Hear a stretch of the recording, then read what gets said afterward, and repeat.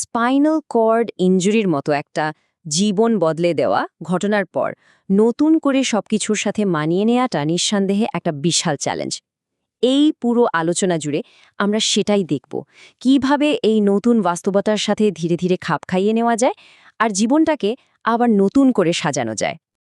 দেখুন, খাপ খাইয়ে নেওয়ার ব্যাপারটা তো আমাদের সবার জীবনেরই একটা অংশ, তাই না? যেমন ধরুন, একটা নতুন চাকরি বা বিয়ে কিংবা পরিবারে নতুন সদস্য আসা, এই সব কিছুর সাথেই কিন্তু আমাদের মানিয়ে নিতে হয়। তবে এটা ঠিক যে কিছু কিছু পরিবর্তন এর চেয়ে অনেক বেশি কঠিন আর চ্যালেঞ্জিং হতে পারে।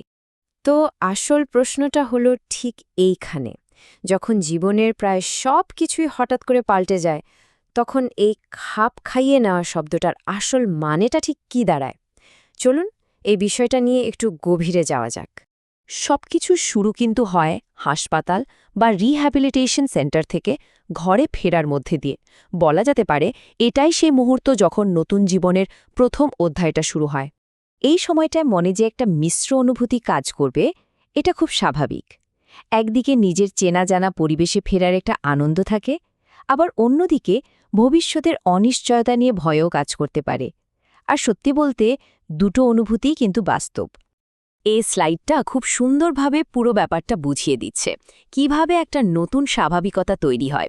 প্রথম দিকে হয়তো প্রত্যেকটা কাজই একদম নতুন মনে হতে পারে, কিন্তু সময়ের সাথে সাথে একটা নতুন রুটিনও তৈরি হয়ে যায়। ধীরে ধীরে শক্তি বাড়ে, স্ট্যামিনা ফেরে, আর কিছু কিছু মেডিকেল সরঞ্জামের ওপর নির্ভরতাও কিন্তু কমতে শুরু করে। আচ্ছা, এবার চলুন মানসিকতার ভূমিকাটা নিয়ে একটু কথা বলা যাক, কারণ শারীরিক পরিবর্তনের পাশাপাশি মানসিক দৃঢ়তাও কিন্তু এই যাত্রায় সমানভাবে গুরুত্বপূর্ণ। এখানে সবচেয়ে গুরুত্বপূর্ণ পয়েন্টটা কি জানেন? এই আঘাতের পরেও মানুষটা কিন্তু সেই একই থাকে। তার যে মূল ব্যক্তিত্ব, সেটাই কোনো পরিবর্তন আসে না। আর এই মানিয়ে নেওয়ার প্রক্রিয়াটা, ওটা আসলে প্রত্যেকের জন্য আলাদা। এর কোনো নির্দিষ্ট টাইমলাইন বা সময়সীমা নেই। গবেষণায় একটা দারুণ জিনিস দেখা গেছে, যারা ভালোভাবে মানিয়ে নিতে পারেন তাদের মধ্যে কয়েকটা সাধারণ বৈশিষ্ট্য থাকে। যেমন, তাদের একটা লড়াকু মনোভাব থাকে, তারা পরিস্থিতিটাকে একটা চ্যালেঞ্জ হিসেবে দেখেন, বাস্তবতাকে মেনে নেন এবং সবচেয়ে বড় কথা, কঠিন সময়েও আবার ঘুরে দাঁড়ানোর ক্ষমতা রাখেন। এই ক্ষমতাটাকেই আমরা বলি রেজিলিয়েন্স। এই স্লাইডের কথাটা কিন্তু ভীষণ শক্তিশালী, তাই না? পরিস্থিতিটাকে একটা সমস্যা হিসেবে না দেখে যদি এটাকে ব্যক্তিগত উন্নতির একটা সুযোগ হিসেবে দেখা যায়, তাহলে পুরো দৃষ্টিভঙ্গিটাই তো বদলে যায়। আর তখন সামনে এগিয়ে যাওয়ার পথটাও অনেক সহজ হয়ে আসে। চলুন এবার কিছু বাস্তবসম্মত আর কার্যকর কৌশল নিয়ে আলোচনা করা যাক। এগুলোকে একটা টুলকিটের মতো ভাবতে পারেন, যা এই সহনশীলতা বা রেজিলিয়েন্স তৈরিতে সাহায্য করতে পারে। এই স্লাইডে দেখুন, কয়েকটা মূল কৌশলের কথা বলা হয়েছে। জীবনের নতুন করে একটা উদ্দেশ্য খুঁজে বের করা, পরিবার বন্ধুদের সাথে যোগাযোগ রাখা, সরকারি বা কমিউনিটি রিসোর্সের সাহায্য নেয়া, কোনো বাধা এলে ভেঙে না পড়ে নমনীয় থাকা, আর সমস্যা সমাধানের দক্ষতা বাড়ানো। এগুলোই কিন্তু সহনশীলতার আসল ভিত্তি। আর হ্যাঁ, সমস্যার সমাধান, এর জন্য দেখুন এখানে একটা দারুণ ৫ ধাপের পদ্ধতির কথা বলা হয়েছে। খুবই কাজের একটা জিনিস। সবার আগে কি করতে হবে? সমস্যাটা ঠিক কি সেটাকে চিহ্নিত করা, একদম পরিষ্কারভাবে। আচ্ছা, তারপর যত রকম সমাধান হতে পারে সব নিয়ে ভাবা, কোনো কিছুই বাদ দেওয়া যাবে না। এরপর যেটা সবচেয়ে কার্যকর মনে হচ্ছে সেটা বেছে নিয়ে কাজে নামতে হবে।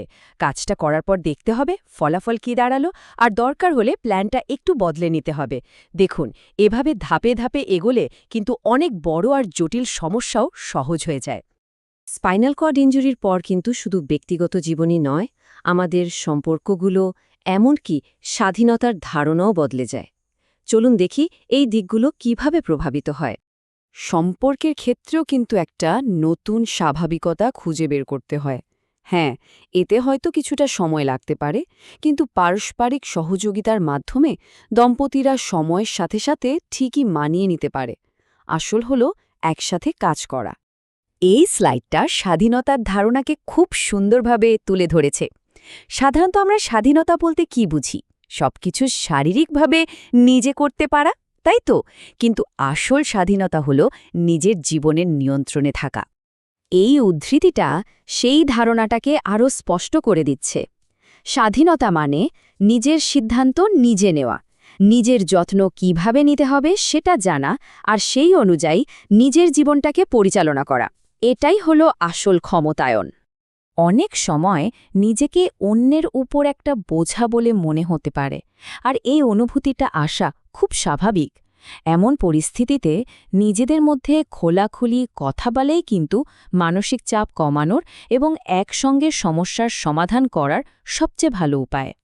সবশেষে চলুন দেখি দীর্ঘমেয়াদে সুস্থ থাকার জন্য এবং প্রয়োজনীয় সমর্থন খুঁজে পাওয়ার জন্য কি করা যেতে পারে।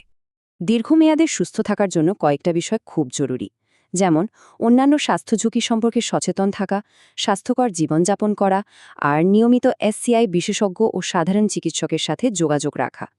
এগুলো জীবনযাত্রার মানকে অনেক উন্নত করতে সাহায্য করে। একটা কথা মনে রাখা খুব দরকার, এই যাত্রায় পেশাদারদের সাহায্য নেওয়াটা অত্যন্ত গুরুত্বপূর্ণ। ফিজিক্যাল থেরাপিস্ট, ডাক্তার, কাউন্সেলর প্রত্যেকেরই একটা নির্দিষ্ট এবং খুব জরুরি ভূমিকা রয়েছে। সঠিক তথ্যের জন্য নির্ভরযোগ্য উৎসের খোঁজ করাটা খুব প্রয়োজন। যেমন ইউনাইটেড স্পাইনাল অ্যাসোসিয়েশন হল তেমনই একটা সংস্থা, যারা SCI আক্রান্ত ব্যক্তি আর তাদের পরিবারের জন্য নানা রকম তথ্য ও সহায়তা দিয়ে থাকে।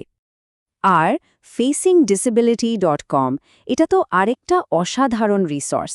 এখানে হাজারেরও বেশি ভিডিও আছে, যেখানে একই ধরনের অভিজ্ঞতার মধ্যে দিয়ে যাওয়া মানুষেরা তাদের বাস্তব জীবনের গল্পগুলো শেয়ার করেছেন। অন্যদের অভিজ্ঞতা থেকে শেখার জন্য এটা একটা দারুণ সুযোগ। শেষে এসে একটা কথা না বললেই নয়, এই যে খাপ খাইয়ে নেওয়ার কথা আমরা এতক্ষণ বললাম, এটা কিন্তু কোনো শেষ স্টেশন নয়। এটা আসলে একটা জার্নি, একটা পুরো যাত্রা। থামার কোনো জায়গা নেই। তাই শেষ প্রশ্নটা এটাই, এই যাত্রাপথে এগিয়ে যাওয়ার জন্য আজকেই কাজে লাগানো যায় এমন কোনো রিসোর্সটা বেছে নেওয়া যায়। এটা কিন্তু ভেবে দেখার মতো একটা বিষয়।